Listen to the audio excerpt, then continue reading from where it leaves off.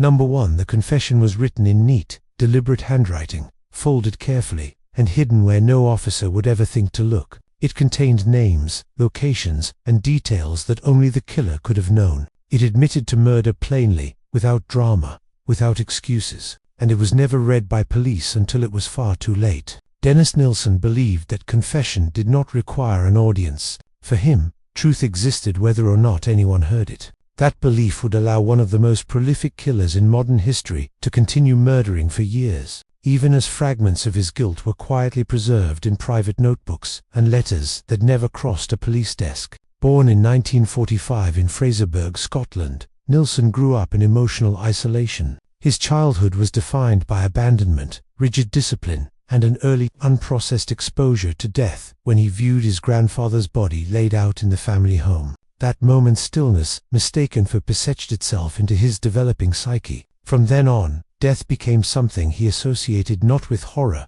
but with control and permanence. As an adult, Nilsen lived an outwardly unremarkable life. He served in the military, held civil service jobs, and rented modest flats in London. He was quiet, reserved, and largely invisible to those around him. But inside those flats, he committed acts of violence so extreme that they would later redefine how Britain understood serial murder. Between 1978 and 1983, Nilsen murdered at least 12 young men and boys.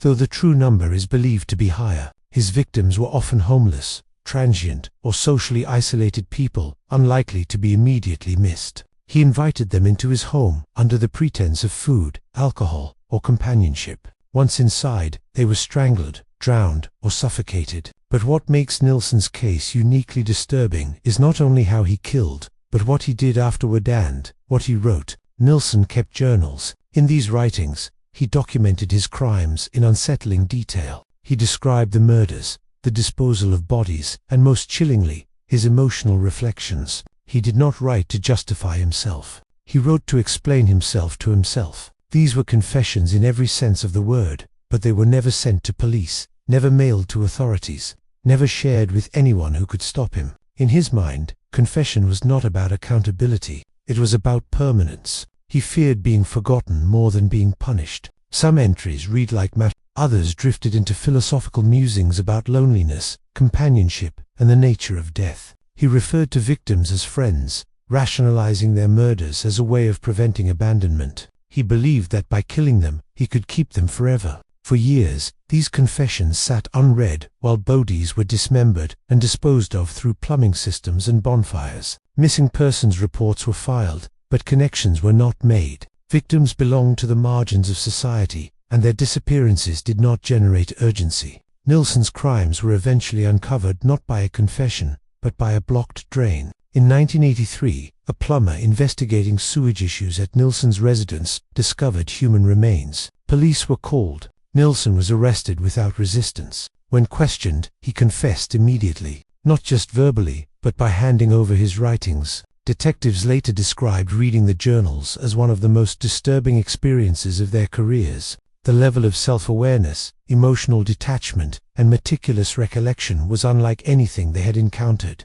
These were not the ramblings of a confused man. They were the organized thoughts of someone who understood exactly what he had done and felt no urgency to stop himself. Had those confessions reached police earlier, lives would have been saved, but they were never meant to. At trial, Nilsen pleaded guilty to 6 counts of murder and 2 counts of attempted murder. He was sentenced to life imprisonment. He never expressed remorse in the way society expects. Instead, he spoke calmly about responsibility, inevitability, and loneliness. His journals became central to psychological studies on serial offenders, often cited as rare insight into the internal logic of a killer. The aftermath raised uncomfortable questions. How many killers confess privately? How many admissions of guilt exist in letters, diaries, recordings never seen by anyone who could intervene? And how often does society mistake silence for harmlessness? Nilsen died in prison in 2018. His confessions outlived him. They remain some of the most chilling documents ever produced by a serial killer, not because they were dramatic, but because they were honest, and because no one saw them in time. What part of this case shocked you the most? Would you have escaped, or fallen into the trap? Let me know in the comments. For more deep dives into real-life crimes hidden behind power and faith, Subscribe and stay tuned for our next investigative documentary.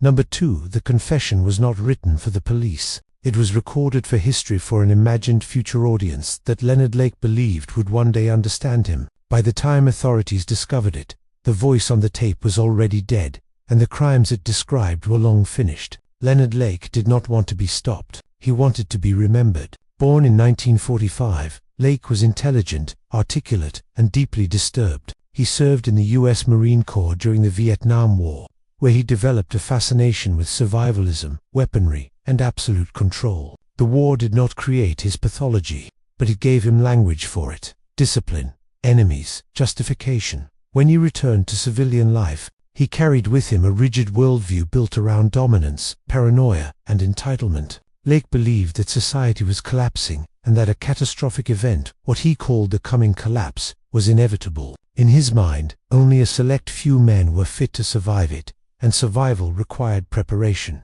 Not just food and weapons, but women. Women who would be owned, controlled, and forced to repopulate the world under male authority. This was not fantasy, it was planning. In the early 1980s, Lake began constructing a hidden bunker on rural property in Northern California. It was underground, soundproofed, and designed to function as a prison. Inside, he installed restraints, surveillance equipment, and crude living quarters. This was not a shelter, it was a cell. Lake documented everything. He recorded video diaries, hours of them. In these recordings, he spoke directly to the camera, calmly outlining his beliefs, his plans, and his crimes. He described kidnapping women, enslaving them, and killing those who resisted. He spoke of victims not as people, but as resources, property, assets. These tapes were confessions in every legal sense. They were also never seen by police until it was far too late. Leonard Lake did not act alone. He partnered with Charles Ng, a man equally consumed by fantasies of domination and violence.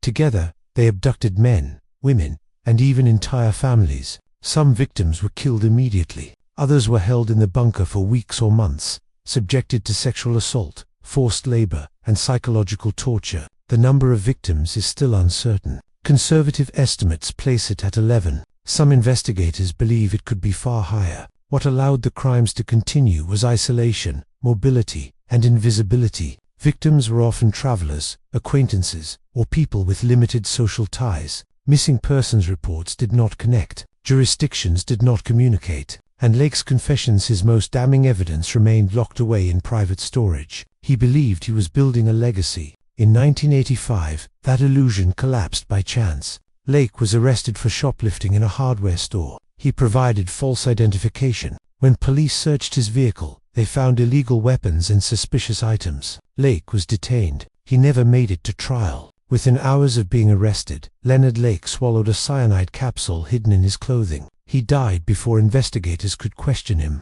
Only afterward did police search his property. What they found was a nightmare preserved on tape. The video recordings detailed everything: names, methods, beliefs, crimes. Lake speaking into the camera with chilling clarity, explaining how he abducted women, how long they survived, how they were punished. He referred to murder as termination. He showed no remorse, only pride. Investigators later said that watching the tapes felt like listening to a confession delivered across time, one that could no longer save anyone. Had those recordings been discovered earlier, lives would have been spared. But Lake never intended them to reach law enforcement. He believed they would be discovered after the collapse of society, when his actions would be reframed as necessary, even heroic. They were wrong. Charles Ng was later captured, extradited, and convicted. The trial exposed the full scale of the crimes, but without Lake alive to answer questions, many details died with him. Families were left without full explanations. Survivors were left with memories no justice could erase.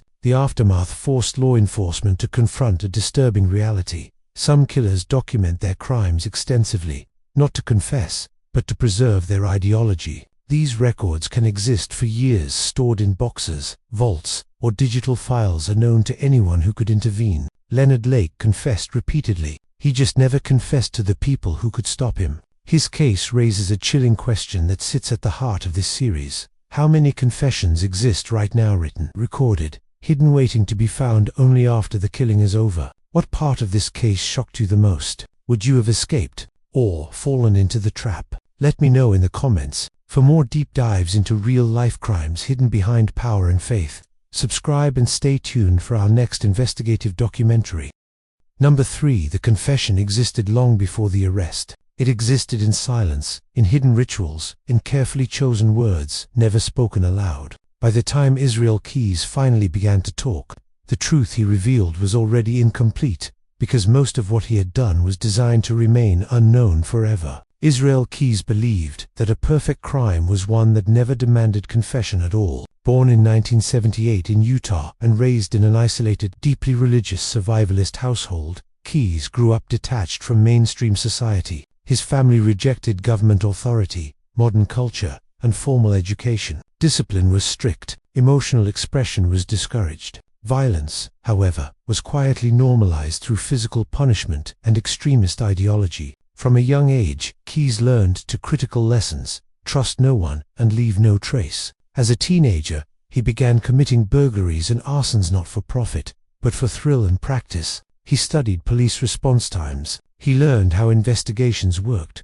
He learned how mistakes were made. By the time he joined the U.S. Army in the late 1990s, he was already thinking years ahead, planning a life where murder would be possible without consequence. Keyes did not hunt impulsively. He prepared. While serving in the military and later working construction jobs, he traveled extensively across the United States. During these trips, he buried what he called kill kits, buckets hidden underground, containing guns, ammunition, restraints, silencers, and tools. Some were buried years in advance, in places he might never return to. Others were placed strategically near highways, parks, and remote areas. These kits were his insurance policy. His future crimes were prepositioned. No notes were left, no letters written, no journals kept. Keyes understood that confessions could be liabilities. Between the early 2000s and 2012, Keyes murdered an unknown number of people. The confirmed count is 3. The suspected number is far higher, possibly double digits.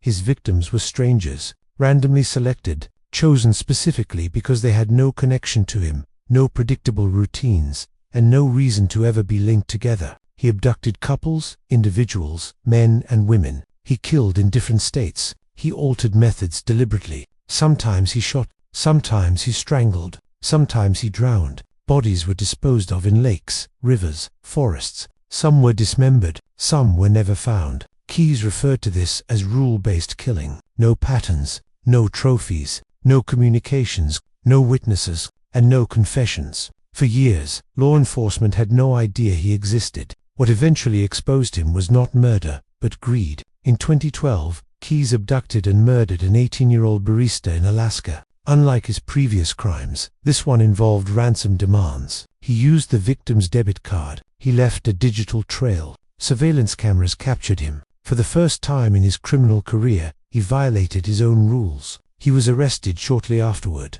At first, Keyes said nothing. Then he began to talk, but only selectively. During interrogations with the FBI, Keyes confessed to some crimes while deliberately withholding others. He treated information as currency. For every detail he gave, he demanded something in return. No death penalty, privacy for his daughter, limited media exposure. Even then, he never fully confessed. He admitted to murders that investigators could partially corroborate. He described methods in vague terms. He confirmed some suspicions and denied others. He refused to provide locations of many bodies. He spoke calmly, analytically, often correcting agents when they misunderstood his process. What disturbed investigators most was not what he said, but what he refused to say. Keyes made it clear that some confessions would never be spoken aloud. He told agents that many of his victims would never be identified, because he had chosen them precisely for that reason. He explained that he had prepared crimes years in advance,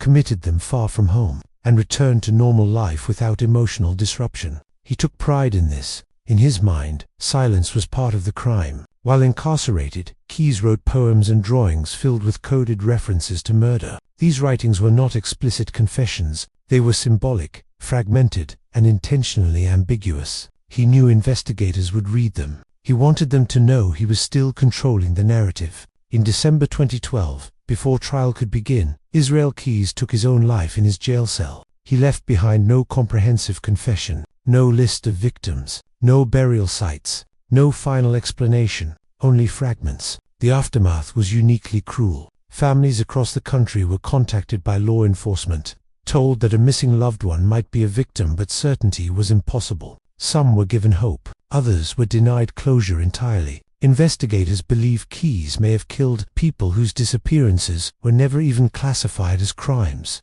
Travelers, campers, couples passing through remote areas, people whose absence blended into the background noise of modern life. His confessions, partial, strategic, incomplete, never reached the police in the way that mattered most, because the most important truths stayed locked inside his head. Keyes understood something terrifying.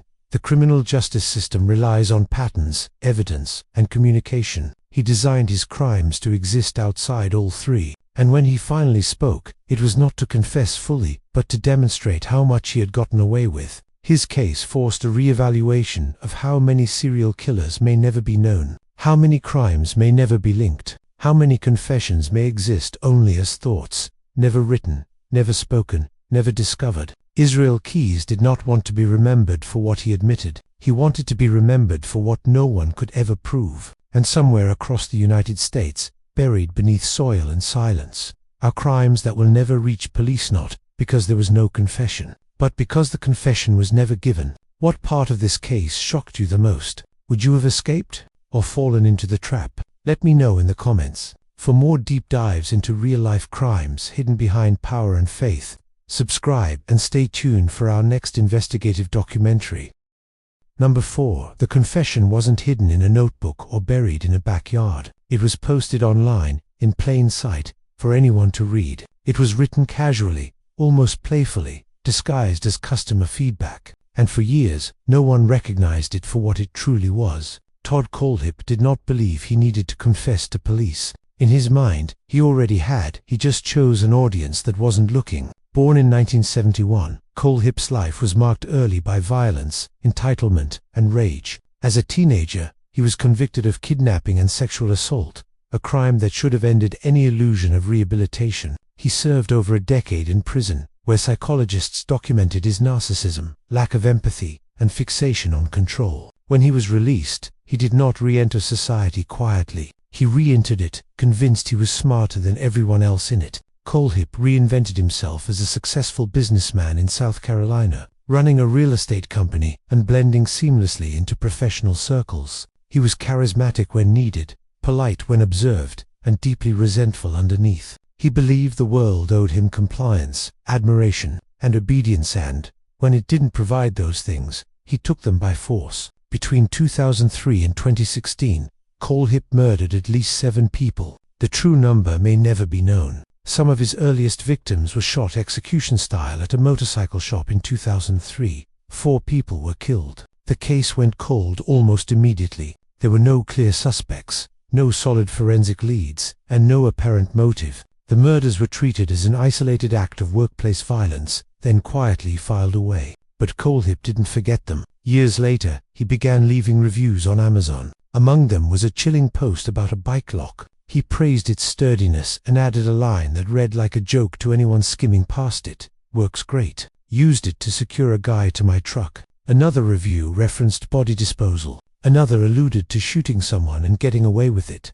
These were not metaphors. They were confessions. Kohlhepp believed the anonymity of the internet made him untouchable. He believed that truth hidden in absurdity was still hidden, and he was right. No one connected the dots. The reviews stayed online. They were read, laughed at, ignored. They never reached police. While those words sat on servers, Kohlhepp escalated. In 2016, he abducted a woman after murdering her boyfriend. He chained her inside a shipping container on his rural property, keeping her alive for weeks. During captivity, he spoke freely about his past murders. He bragged. He described killings with pride. To him, confession was a form of dominance, proof that he could reveal the truth and still remain in control. What finally stopped him was not his online admissions, not his bragging, not his history. It was a missing person report that wouldn't go away. Police searched his property and found the container. Inside was the captive woman alive. Nearby were weapons, restraints, and evidence linking Kohlhepp to multiple murders. When confronted, he confessed openly, calmly, almost eagerly. Only after his arrest did investigators discover the Amazon reviews. The realization was horrifying. Kohlhepp had been confessing publicly for years, describing real murders in plain language, hiding behind humor and disbelief. These admissions were searchable, time-stamped, archived, and no one saw them for what they were. At trial, Kohlhepp pleaded guilty to multiple counts of murder, kidnapping, and assault. He was sentenced to life imprisonment without parole. When asked about the reviews, he admitted they were intentional. He enjoyed the idea that he was telling the truth and getting away with it. The aftermath forced a reckoning. How many confessions are dismissed because they don't look like confessions? How often does truth hide in places we assume are meaningless? And how many killers rely on society's inability to believe someone would admit to murder so casually? Todd Kohlhepp did not write a letter to police. He did not call a tip line. He did not ask to be stopped. He confessed where no one was listening, and trusted that no one ever would, until it was too late. What part of this case shocked you the most? Would you have escaped, or fallen into the trap? Let me know in the comments. For more deep dives into real-life crimes hidden behind power and faith, subscribe and stay tuned for our next investigative documentary.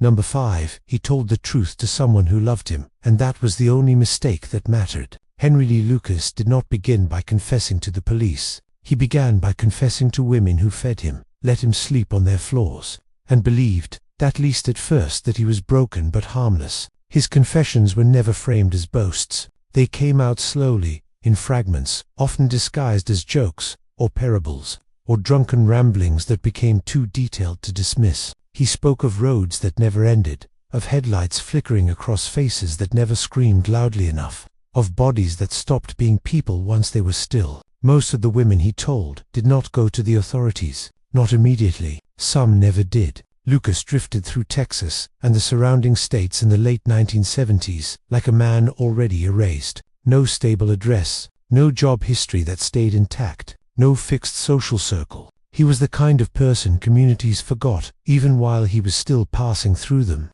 That invisibility made his confessions possible. When someone like Lucas speaks, people assume exaggeration, fantasy, trauma, dressed up as it. One woman whose name never appeared in court, records later described how he would talk at night when he thought she was asleep. He would lie on the couch, staring at the ceiling, and describe locations in a flat, observational voice. Dirt roads, creek beds, abandoned barns. He did not use names. He did not need to. He spoke as if the geography itself remembered. She did not report him because she thought he was remembering violence done to him, not violence done by him. Another woman believed he was confessing symbolically, that when he said "I killed her," he meant he had failed someone, hurt someone emotionally, ruined a relationship. Lucas encouraged this interpretation. He rarely corrected anyone who tried to soften his words. In fact, he often leaned into their denial, allowing them to reshape his statements into something survivable. But there were moments when the mask slipped.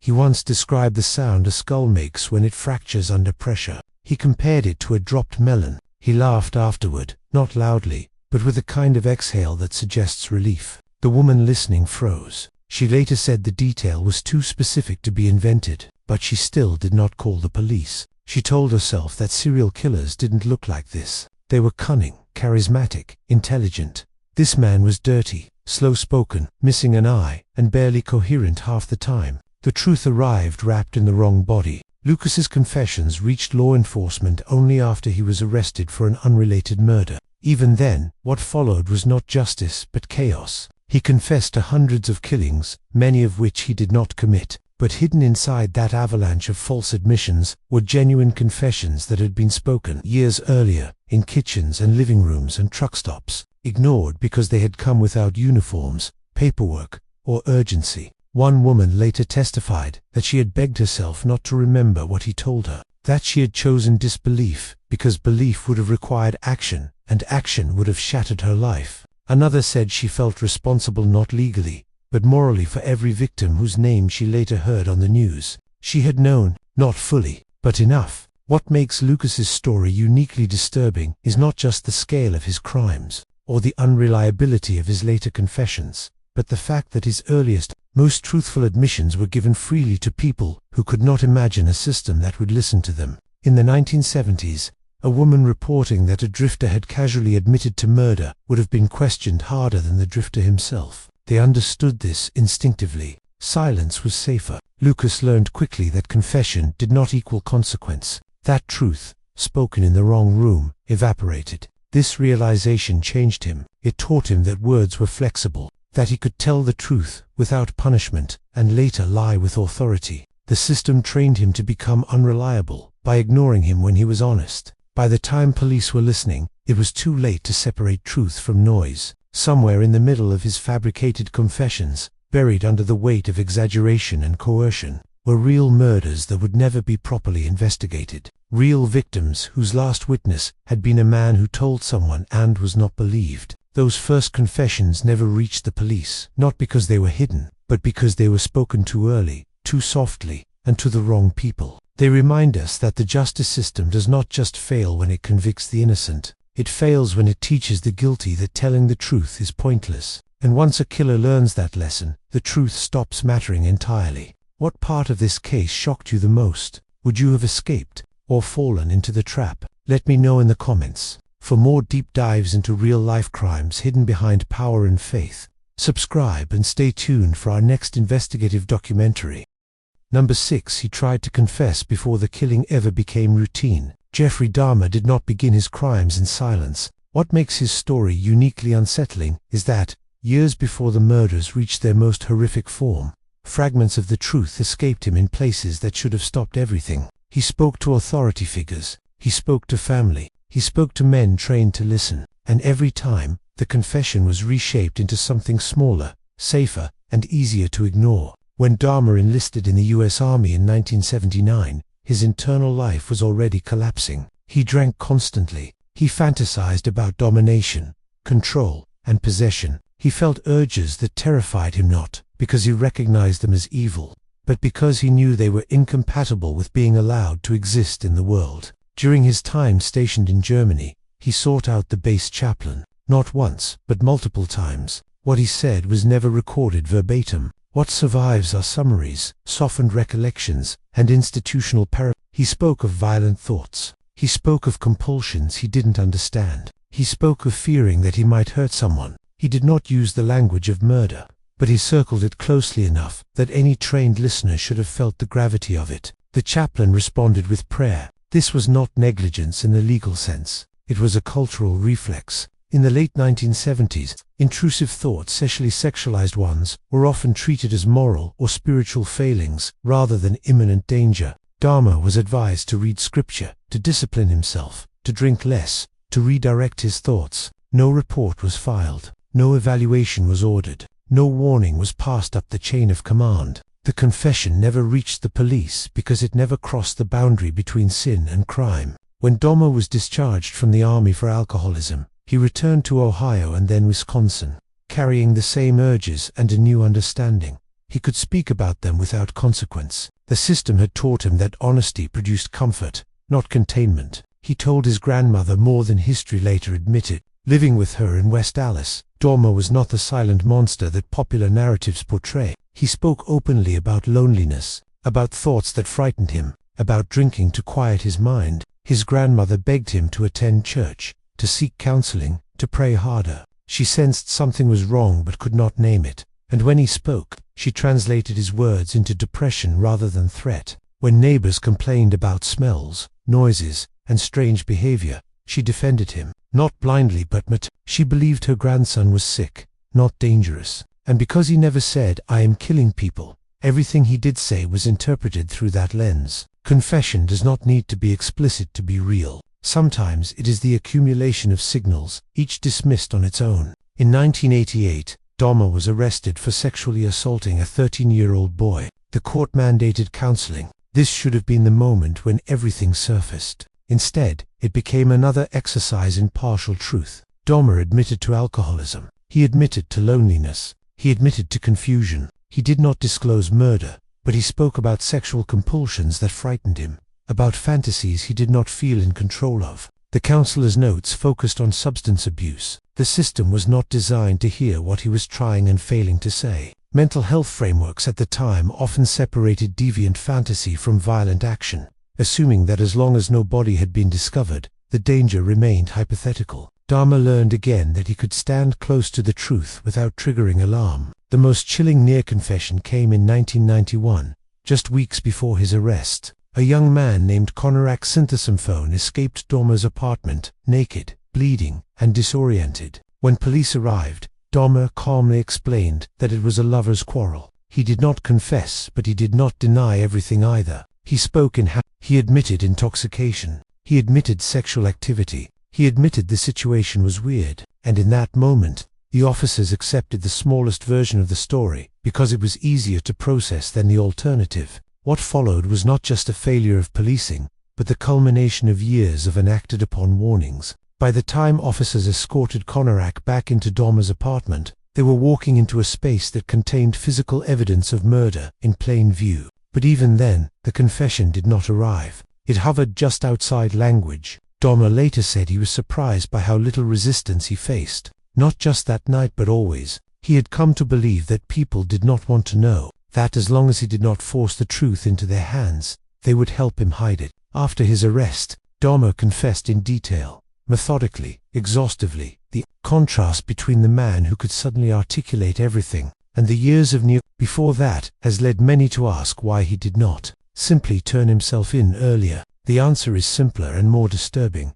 He tried, in the only ways he knew how, and the world responded by smoothing his words into something harmless. Confession requires a listener willing to believe the worst. The people Dahmer spoke to, clergy, family counselors, were not villains. They acted according to the norms and limitations of their roles, but collectively, they formed a buffer between his inner reality and the justice system. Each believed someone else would handle it. Each assumed that if the danger were real, it would be obvious. It never is. Dahmer's story forces an uncomfortable truth. Some confessions fail not because they are hidden, but because they are inconvenient, because believing them would require confrontation, paperwork, institutional risk, and the possibility of being wrong in a way that ruins lives. It was easier to believe he was sick than to consider he was lethal. By the time his confessions finally reached the police, there were no longer warnings. They were postmortems. The victims whose names filled his later statements were never mentioned in those early conversations, but the intent that would destroy them was already there, spoken aloud, softened by euphemism, and dismissed by everyone who heard it. The tragedy is not just that Dahmer killed, it is that he announced his capacity for it repeatedly, and the system trained him to understand that nothing would happen until blood made the words undeniable. Confessions that never reach the police do not disappear. They echo. They shape behavior. They teach the speaker what kind of truth the world is willing to hear and what kind it will quietly bury. In Dahmer's case, the lesson was fatal. What part of this case shocked you the most? Would you have escaped or fallen into the trap? Let me know in the comments. For more deep dives into real-life crimes hidden behind power and faith, subscribe and stay tuned for our next investigative documentary. Number 7. Ted Bundy did not begin as a man hiding from the truth. Long before his name became synonymous with calculated violence, he tested the boundaries of confession carefully, indirectly, and in places where he believed words would be absorbed without consequence. What makes his case especially disturbing is not that he never spoke, but that when he did, the people who heard him lacked the framework or the authority to translate warning into intervention. In the early 1970s, Bundy cultivated an image of discipline and promise. Law student, political volunteer, polite, articulate, attentive. This image was not just camouflage for the outside world. It was a tool he used to manage the reactions of those closest to him when fragments of something darker began to slip out. He understood that confession did not need to be explicit to be effective. It needed to be ambiguous enough to invite reassurance rather than alarm. He first tested this with people he trusted to keep confidence. Bundy spoke to friends about violent fantasies, framing them as intrusive thoughts he found disturbing. He used the language of concern, not threat. He spoke of images that came unbidden, of impulses that frightened him, of a fear that something inside him was broken. The responses he received were consistent: stress, pressure, pornography, childhood trauma, explanations that pathologized without escalating. Each conversation taught him that honesty, if couched correctly, would not lead to police, but to comfort. The most consequential of these listeners was someone trained to respond to moral crisis, not criminal admission. During periods of internal collapse, Bundy sought spiritual counsel. The conversations were confidential, protected by tradition and expectation. He spoke about evil within himself, about urges toward violence against women, about losing control of his thoughts. He did not describe crimes. He described temptation, and temptation, in that context, was treated as a battle of will rather than a signal of imminent danger. Prayer was offered, guidance was given. The line between sin and crime remained uncrossed. Bundy learned that the confessional space was safe not because it cured him, but because it insulated him. He could externalize his impulses, hear them acknowledged, and walk away unchanged. There was no mechanism to convert spiritual alarm into legal intervention. The words stayed in the room. He also confided carefully in a woman whose life would later be forever entwined with his story. Bundy's long-term partner sensed that something was deeply wrong. She noticed mood shifts, unexplained absences, physical injuries, and a chilling lack of empathy. When he spoke to her, he oscillated between vulnerability and deflection. He admitted to disturbing thoughts. He admitted to being capable of harm. But he framed these admissions as fears, not actions. He was seeking validation that he was not irredeemable, not exposure. When she eventually reported her suspicions to police, she was not delivering a confession. She was delivering intuition, pattern, and unease.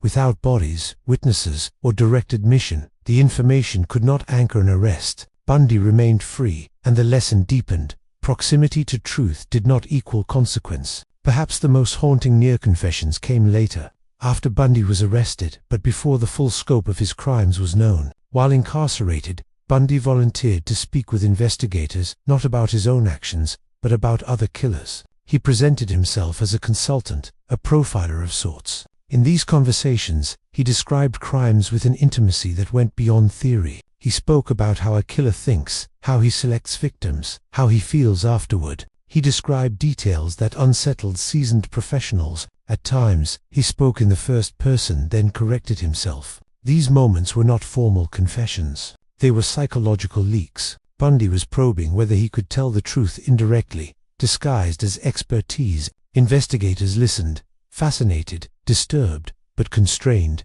Without direct admission tied to specific evidence, the information remained insight, not indictment. Even then, Bundy learned that there was a space between knowing and acting, a space he could occupy. What ultimately distinguishes Bundy's case within the theme of confessions never reaching police is not a single ignored warning, but a pattern of institutional compartmentalization. Each listener heard a piece of the truth but lacked either jurisdiction or certainty. Spiritual advisors heard sin, friends heard distress, partners heard instability, investigators heard theory. No one heard a crime that could be processed in full. Bundy exploited this fragmentation expertly. When he finally confessed years later, facing execution, the contrast was stark. The man who had once spoken in euphemism now delivered names, dates, locations. The same voice that had tested the edges of disclosure now flooded the system with certainty. And only then did the machinery of justice fully engage. By that point, it was no longer prevention. It was accounting. Bundy's story forces a difficult reflection on how society categorizes speech. We are trained to respond differently depending on where a confession occurs. In church, it is moral struggle. In therapy, it is pathology. In friendship, it is vulnerability. Only in the interrogation room does it become evidence. Bundy understood this hierarchy intuitively. He chose his audiences accordingly. The tragedy is not that he fooled everyone. It is that he did not need to. The confessions were there in fragments, in tone, in repeated attempts to externalize something he knew was growing. But because they never arrived in the correct institutional container, they were never allowed to become actionable. The system did not fail once. It failed quietly, repeatedly, across contexts designed to listen but not to escalate. Confessions that never reach the police often sound like cries for help. Sometimes they are. Sometimes they are rehearsals. In Bundy's case, they were both. And every time they were absorbed without consequence, the line between thought and action blurred further. When the truth finally emerged in full, it did not shock those who had heard him before. It confirmed what they had already sensed but could never quite name. The horror was not that he became a killer. It was that he told the world, piece by piece, and the world taught him that pieces were safe. What part of this case shocked you the most? Would you have escaped, or fallen into the trap? Let me know in the comments. For more deep dives into real-life crimes hidden behind power and faith, subscribe and stay tuned for our next investigative documentary.